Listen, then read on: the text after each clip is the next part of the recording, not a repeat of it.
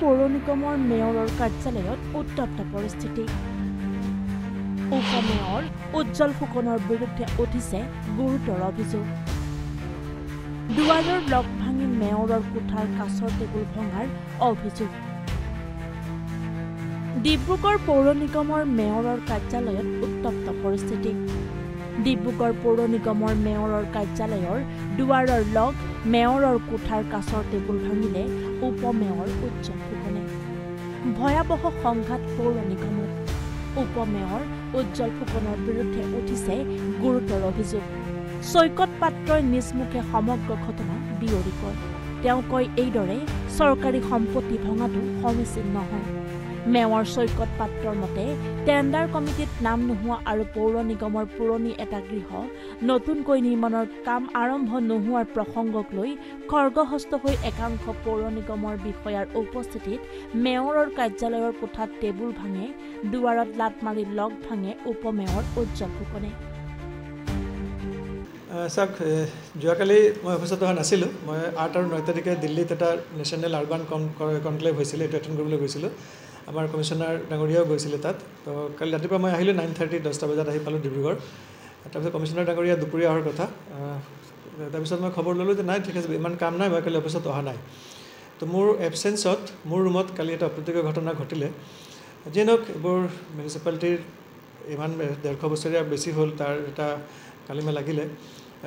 Deputy মেয়ৰৰ লগত কিবা এটা গণ্ডগোল হ'ল। কি কাৰণটো একজেক্টলি মই ঠিক নাজানো, যিহেতু মই ঘটনাস্থলীত উপস্থিত নাছিলোঁ। কিন্তু শুনিছোঁ যে তেওঁ ডেপুটি মেয়ৰ ডাঙৰীয়া মোৰ ৰুমৰ টেবুলখন ভাঙিলে, গ্লাছ টেবুলখন, আৰু ইয়াত লক এটা আছিল, দৰ্জাৰ লকটো ভাঙি দিছে, সেইটো চেঞ্জ কৰিব লাগিব। যিয়ে নহওক, যিকোনো প্ৰব্লেমৰ চলিউশ্যন থাকে, অলপ আলোচনাৰ মাধ্যমে কৰিলে ভাল হয়। কিন্তু ইমান ভাইলেণ্ট হৈ পেলাই কৰাটো ঠিক যুক্তিযুক্ত হোৱা নাই। কমিশ্যনাৰ ডাঙৰীয়াটো আজিকালি আছে। কমিশ্যনাৰ ডাঙৰীয়া অহাৰ পিছত কাম কাজবোৰ ভালকৈ চলি আছে। আজি 6-7 মাহ হ'ল। আমাৰো কাম কৰিবলৈ সুবিধা হৈছে। যিকোনো আলোচনাৰ মাধ্যমে চব হৈ যাব লাগে আৰু। কিন্তু ভাইলেণ্ট হৈ গ'লে কি হয়, আপোনাৰ যিকেইজন কালি আমাৰ ঘটনাটো যেতিয়া হ'ল, তেতিয়া ইয়াত FM আমাৰ ফাইনেন্সিয়েল মেনেজমেণ্ট অফিচাৰ 2জন আছিলে, আপোনাৰ urban technical officer YouTube engineer যিকেইজন তেওঁলোক আছিলে, আমাৰ পুৰণি ইঞ্জিনিয়াৰ প্ৰমাদাও আছিলে, আমাৰ একাউণ্টেণ্ট পুৰণো আছিলে ইয়াত উপস্থিত, আৰু নভাছ দাস আমাৰ অফিচতে অলপ দেৰিকৈ আহিলে বুলি শুনিছোঁ। যিয়ে নহওক, টেবুলটো ভাঙিলে আৰু দৰ্জাখন যে ভাঙিলে, এইটো গভৰ্ণমেণ্ট প্ৰপাৰ্টি, এইটো আমাৰ পাব্লিক প্ৰপাৰ্টি হয়। এইটো ভাইলেণ্ট হোৱাটো ঠিক যুক্তিযুক্ত নহ'ল। মিউনিচিপালিটিৰ গৰিমাত অলপ কালি পৰিলে। আৰু এইটো একজেক্ট কাৰণটো আপোনালোকে তেওঁলোক সুধিলে গম পাব। কিন্তু একজেক্ট কাৰণটো মোক যিখিনি কথা আজি সুধি পেলাই গম পালোঁ যে আমাৰ এই ওচৰত পুৰণি এটা ঘৰ আছে, আগত য'ত মই বহিছিলোঁ, তাত এটা বিল্ডিং এটা বনোৱাৰ কথা, ইয়াৰ পেৰেলাল কৰি পেলাই এইটো আলোচনাও হৈছিলে। এইটো লোৱাৰ চাগে কথা বতৰা হৈছিলে, আৰু কমিশ্যনাৰ ডাঙৰীয়া কৈছে ফাণ্ড যেতিয়া আহিব এইটো বনোৱা হ'ব। তেনেকুৱা ছিষ্টেমৰ কথাটো এইখিনিলৈকে ৰখি গ'ল। এইটো এটা তেওঁৰ এটা কাৰণ। আৰু এটা হৈছে যে আমাৰ এটা টেণ্ডাৰ কমিটি বনোৱা হৈছিলে, একজেক্ট টেণ্ডাৰ বুলি নহয়, টেণ্ডাৰ কমিটি এটা বনোৱা হৈছিলে।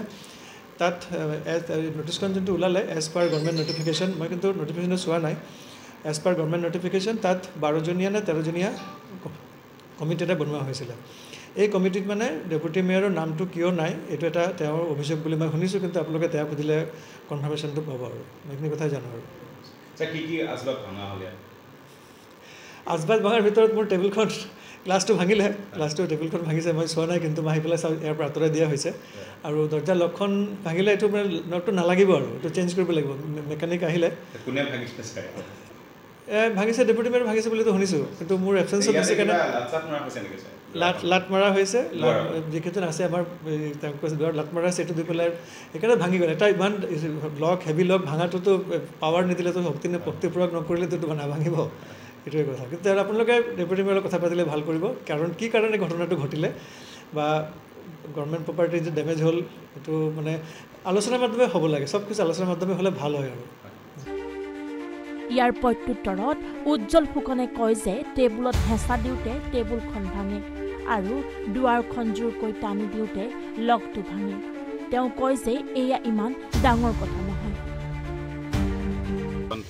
মেয়ৰ কাৰ্যালয় বুলি কথা নাই, এইটো আমাৰ চবকে। মোৰ যিহেতু মোৰ কোনো হেৰি নাই, গতিকে মেয়ৰ নাই, সেই সময়ত মেয়ৰ নাই। তেওঁ কি কৈছে মই নাজানো, মই কথা পাতিম।